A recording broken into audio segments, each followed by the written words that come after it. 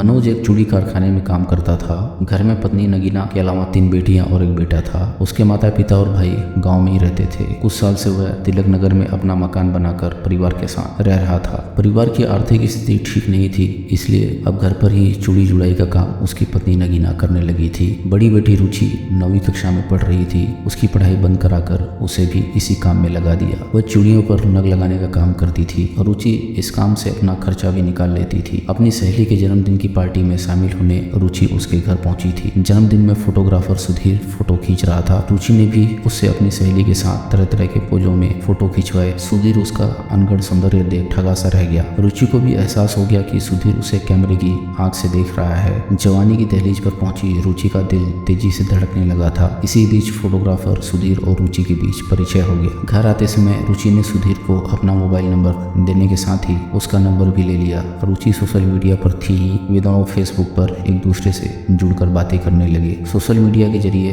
रुचि और सुधीर की दोस्ती कब प्यार में बदल गई, इसका दोनों को पता ही नहीं चला। इस बीच रुचि और सुधीर आपस में मिल भी लेते थे और अपने दिल का हाल भी एक दूसरे से बता देते थे। धीरे धीरे दोनों का प्यार परवान चढ़ने लगा, यहाँ तक कि दोनों ने शादी करने का फैसला तक ले लिया। अब दोनों चोरी छिपे अक्सर मिलने लगे थे। जब भी रुचि और सुधीर अकेले में मिलते, दोनों भविष्य के सपने संजोते।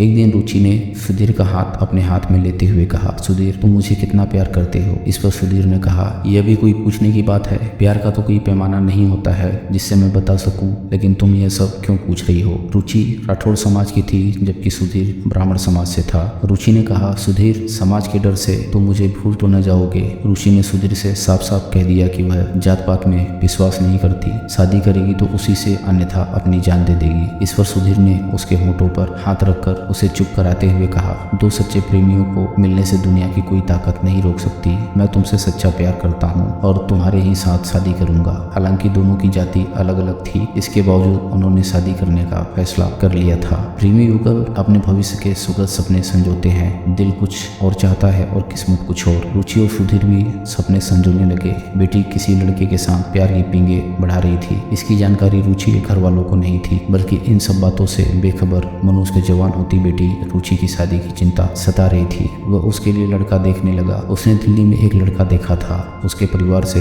बात चल रही थी। इसकी भनक जैसे ही रुचि को लगी तो उसने पिता से कहा, एक लड़का जो फोटोग्राफर है और अच्छा कमाता है, वह अपनी जाति का है, उससे मेरी शादी करा दो। तब मनोज ने पत्नी नगीना से बात की। इस पर सभी लोग सुधीर से रुचि की शादी कराने को तैयार हो गए। निर्णय लिया गया कि शादी से पहले लड़का परिवार के अन्य सदस्यों को भी दिखाया जाए। करीब 2 महीने पहले मनोज और नगीना सुधीर को साथ लेकर परिवार के अन्य सदस्यों को दिखाने के लिए गाँव पहुंचे। यहाँ सभी को लड़का पसंद आ गया। बातचीत के दौरान सुधीर की अन्य जगह रिश्तेदारियों के संबंध में पूछने पर वह सही से बता नहीं सका। इस दौरान पता चला कि सुधीर उनकी जाति का नहीं है, जबकि मनोज बेटी की शादी सजातीय लड़के से करना चाहता था। क्योंकि अभी रुचि से छोटी 2 बेटियां और थी, युवक के गैर बिरादरी होने से रुचि के घर वाले इस शादी के लिए राजी नहीं हुए। रुचि ने पिता से सुधीर की जाति छिपाई थी। जाति छिपाने वाली बात से मनोज बेटी से नाराज हो गया और गुस्से में आ गया था। फिर भी उसने पहले बेटी को समझाने की कोशिश की, यहाँ तक कि उसका दिल्ली में रिश्ता भी तय कर दिया। इस बात से रुचि चिढ़ गई। रुचि ने पिता द्वारा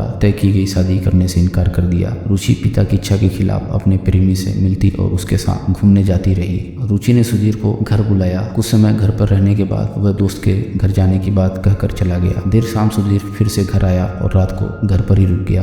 देर रात रुचि और सुधीर को मनोज ने एक कमरे में बाहों में बाहें डाले बातचीत करते देख लिया। रात के समय एकांत में बैठकर दोनों का बातचीत करना उसे अखर गया। उसने इस बात का विरोध किया। रुचि को यह सब नागवार गुजरा। वह जिद पर अड़ गई। उसने अपने पिता से कह दिया कि वह शादी करेगी तो सुधीर से, और यदि आपने विरोध किया तो वह सुधीर के साथ कोर्ट मैरिज कर लेगी। इस बात से परिवार में कलह रहने लगी। बेटी की यह हरकत उसे नागवार गुजरी। इस बात ने आग में घी का काम किया। 2 दिन से मनोज सो नहीं सका था। बेटी की हरकत उसकी आंखों के सामने बार बार घूम रही थी। उसे समाज में अपनी बदनामी का डर सता रहा था। तब उसने एक खौफनाक निर्णय ले लिया। वह बाजार से एक आरी खरीद कर लाया और उसे घर में छिपा कर रख दिया। मनोज की योजना की भनक तक नगीना और घर के अन्य सदस्यों को भी नहीं लगी। रात को मनोज के परिवार के सभी सदस्य सो गए थे। नगीना दोनों बेटियों व बेटे के साथ कमरे में सो गई। उसने रुचि को भी अपने साथ सोने को बुलाया था, लेकिन वह ऊपरी मंजिल पर बने अपने कमरे में सोने चली गई। जबकि मनोज जीने के सामने चारपाई पर लेट गया, लेकिन मनोज की आंखों से तो नींद उड़ चुकी थी। आधी रात के बाद मनोज दबे पांव अपनी चारपाई से उठा। उस समय कूलर चलने के कारण कमरे में सो रही पत्नी नगीना को कुछ पता नहीं चला।